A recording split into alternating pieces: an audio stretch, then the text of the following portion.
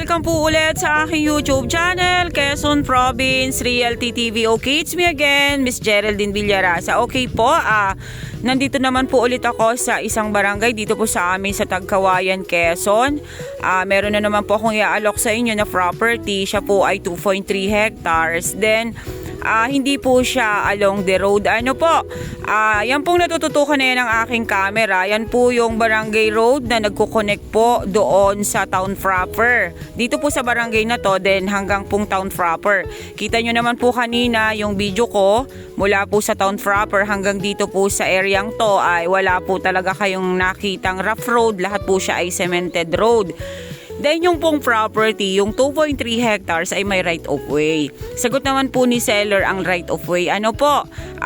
Siguro po ay mga nasa 100 meters po yung kalsada na kukunin natin dito sa gilid.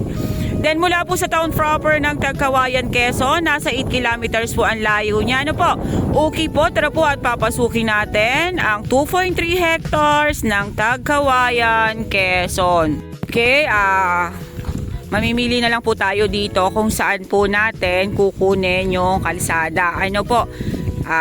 Pero magsasabi na po ako sa inyo na hindi po pwede na sa gitna tayo kukuha. Kasi masasayang naman po yung lote nang nandito sa barangay road, kaya malamang sa malamang po ay dito po tayo sa may tabi kukuha. Ano po? Wala naman pong problema, wala na po kayo ditong titibagin na bundok kasi pantayin po talaga itong lugar na to. Okay? Tara po, samahan niyo po ako. Tara ate.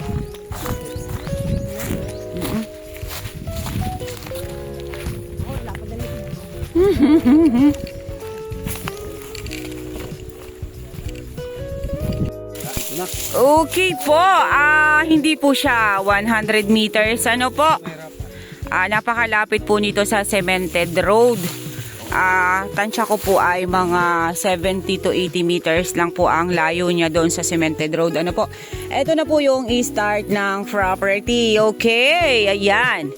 Itong kakawate na to, ito na po yung start. Ayan, dire-diretso po yan kasi may nakabakod po talaga sa kanyang kakawate. Ano po?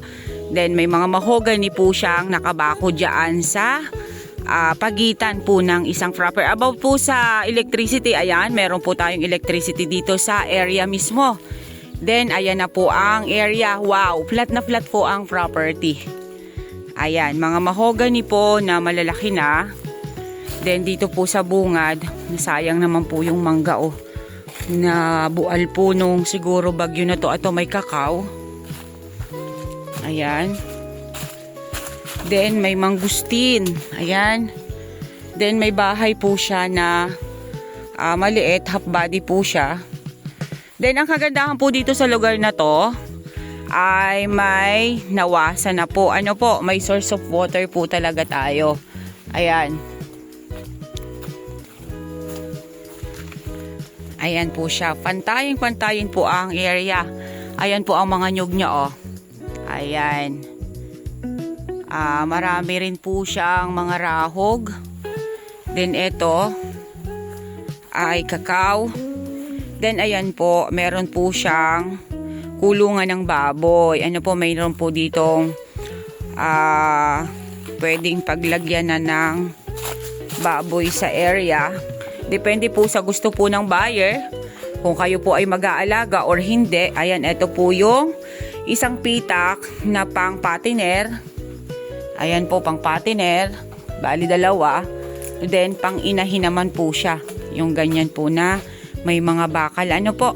Pero depende po sa buyer yan kung kayo po ay magbababoy or hindi. Yun nga po, sabi ko sa inyo, dito po ay may source of water na nawasa na. Kasi nga po, malapit po ito sa town proper ng Tagkawayan. Ayan pa rin po siya. Pantayin pa rin po dito sa side na to. Pero yung pong nyog ay hindi po ganun kadami. Ano po? Hindi po katulad ng ibang mga property na talagang punong-puno ng nyog. Pero yung mga nyog niya, kahit po gaganyan lang sila siguro po ito ay mga nasa 200 piraso lang na nyog na to. Kasama na po yung mga Maliliit na yan. Ayan, yung mga yan. Mga nasa 200 piraso. Then napakarami po yung mahogany. Nakalinyada po yung mahogany doon sa property. Napakarami po niyang rahog. Then ayan, flat na flat po yung area. Ano po, ayan. Ayan po ang property. Then ayan, may nara tree po doon na isang malaking puno. Then ayan. Super flat po yung area. Ano po, flat na flat po talaga yung 2.3 na to. Ayan. Linis lang po ang kulang niya dito sa side na are. Ayan, meron pong santol. Then ayan po ang kabilang side. Mga natumba po yung mga mangga, oh. Gawa po ito ng bagyo. Hindi na lang po talaga siya na aasikaso ng may-ari. Ayan. Pero sa likod po nito ay kalamansian. Nasa 300 puno ng kalamansi meron tayo dito sa property. Ayan po, mga nara at saka mahogany ang nandito pa po sa kabilang side na ito.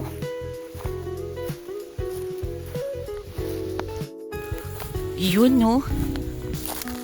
Kalamansian po, ang dami, oh. Oo.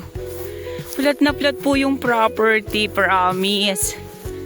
Ayan, guyabano. 3 peraso, 3 puno. Tingnan nyo po yung nyug niya, oh.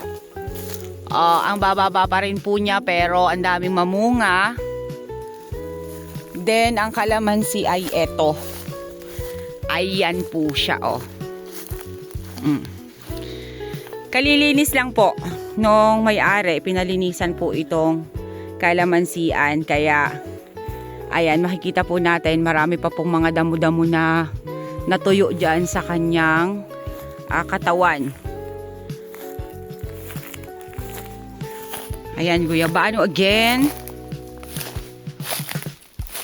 Ang ganda po nung area, oh. Oh. Pantayin po talaga siya. Oh.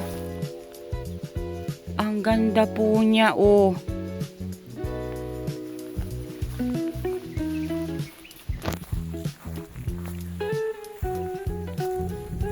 Ang ganda ng area, kuya, no? Oo, bata pa. Marami pa yan. Marami pang ibubunga yan. Tinan mo, oh.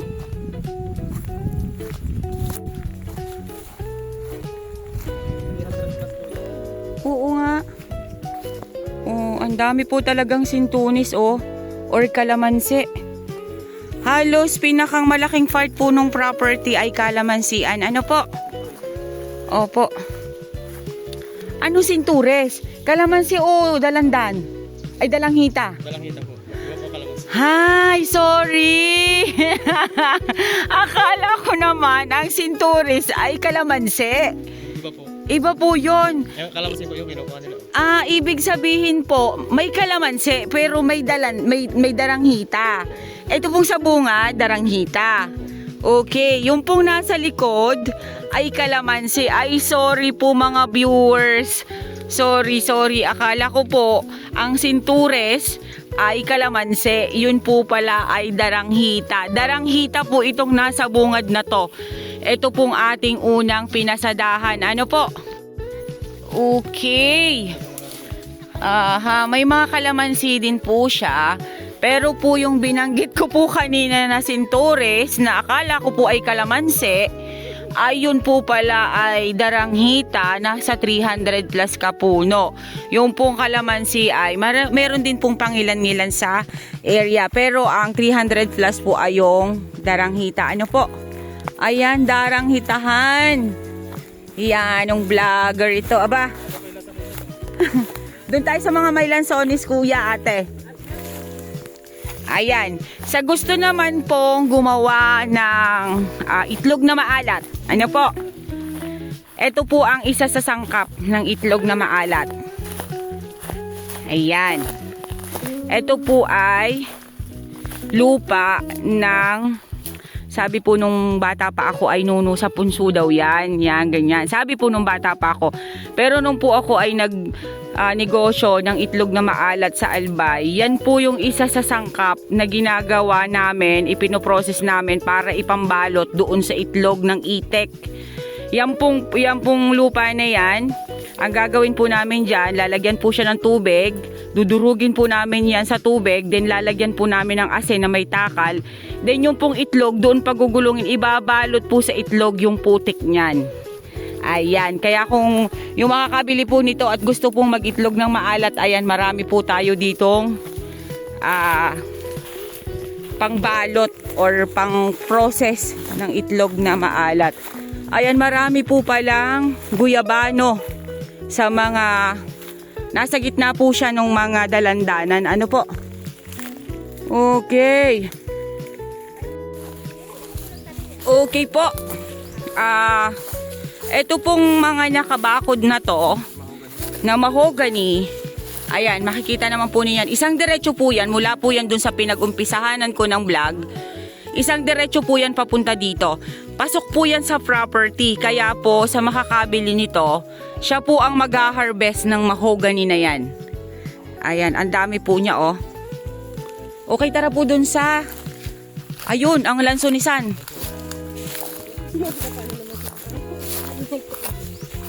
Okay, 100% flat po yung area. Ano po? Yan. Then, ang boundaries po nito ay ilog. Oy, sayang naman yung mga ano, oh, natumba na yung... Ay ko. Aray, natusok ako. Opo, aray. Yan ate bumaon. Ay, pinik. Sayang naman itong mga lansones na are. Ayan po oh. Natumba po yung lansones oh. Pero buhay pa naman po siya. Pwede po yung ipaganon. Tukudan lang. Then ilang puno ito kuya lansones dito ninyo?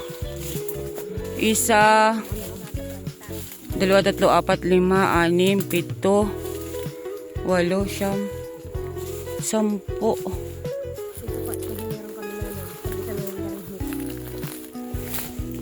Ayan, nasa 10 po itong nakita ko. Then pupunta pa po tayo sa kabila.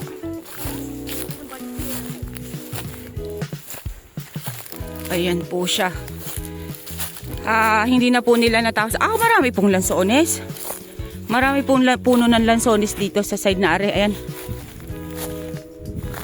Ayan po siya oh. Napakarami po niya.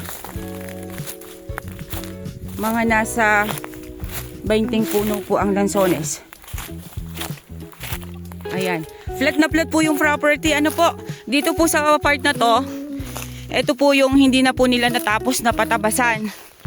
Kasi yun nga po, sabi nga po nila ay naubusan na po ng budget yung seller. Okay. Ayan. Mga daranghita pa rin. Then ayan, may rambutan dito sa side na are. Mga nasa 20 peraso po yung lansones na nakatanim. Okay po.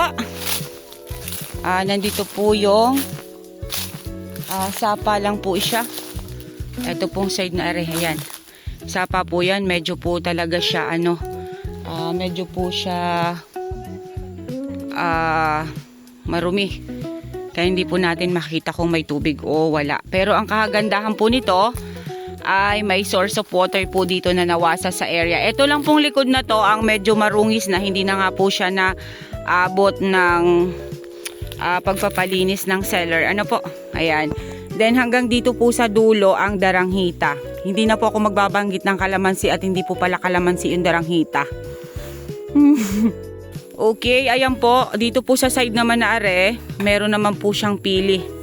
Ayan, dun po sa may kay kuya na yon, may 3 puno po ng pili. Then lahat ng kawayan na po na yan ay dito po sa atin. Ano po, yan po yung boundaries, yung sapa kanina na. Aray, tinik na naman. Pinakita ko.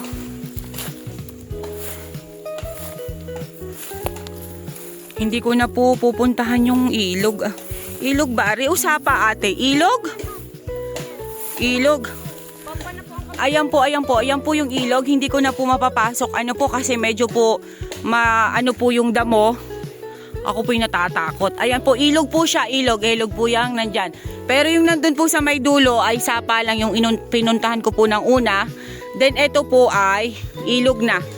Mahaba po ang frontage niya dito sa ilog. Papaganon po siya, oh. Diyan ang boundaries po ay yang kabilang side na yan. Ayan. Okay guys, sabihin nyo na po ang property namin. Dito po ito sa Tagkawayan, Quezon. 2.3 hectares siya mahigit. Buhay po ang nasa titulo with right of way. Yun nga po, sabi ko po sa inyo kanina, mali po yung banggit ko na 100 meters. Nasa 80 meters lang po siya, 70 to 80 meters. Napakalapit po niya sa Barangay Road. Pero sagot po ni seller, ang kalsada na yon napapunta po dito sa area. Kumbaga po yung makakabili, siya na lang po ang magpapaayos. Kung gusto nyo po ipasemento, pwede naman po. Pero medyo po matigas ang lupa dito sa lugar na to. Kaya kahit hindi nyo po siya ipasemento, okay lang. Kasi pantayin naman po yung property. Ano po, 2.3 hectares mahigit, Tagkawayan, Quezon. Yung about po sa price, ilalagay ko na lang po sa details ko mamaya. Mag-uusap po muna kami. Then, ang daranghita po dito sa area ay nasa mahigit 300 ka puno. Pera pa po ang mga kalamansi. Almost flat po yung property. Then, source of water ay ilog at anawasa. Meron po siyang babuyan doon sa gusto pong maglagay ng baboy. Pwede naman. Sa ayaw naman po ay pwede naman po nating alisin yon. Then, ang nyug po niya ay nasa 200 ka puno. Ayan, makikita naman po ninyo na ang mga nyug po ay may maliliit, merong matataas na. Then, karamihan po talaga dito sa area ay dalandan. Ano po? Then, nasa 20 piraso po ang kanyang lansones. Ang kanya pong rambutan ay 15 piraso or 15 puno. May 3 puno po ng pili. Then, napakarami pong mahogany doon sa gilid or doon sa boundaries. Pero po yung mahogany na yon ay dito po yun sa atin, tanim po yun ni seller. Okay po, once again po ako po ulit ang inyong site locator, si Miss Geraldine Villarasa. Muli po akong naglalambing. Palike and share po ng aking mga vlog and pasubscribe na rin po ng aking YouTube channel, Quezon Province Realty TV. Okay po, yung nasa title po nito ay Buhay na Buhay. Thank you for watching!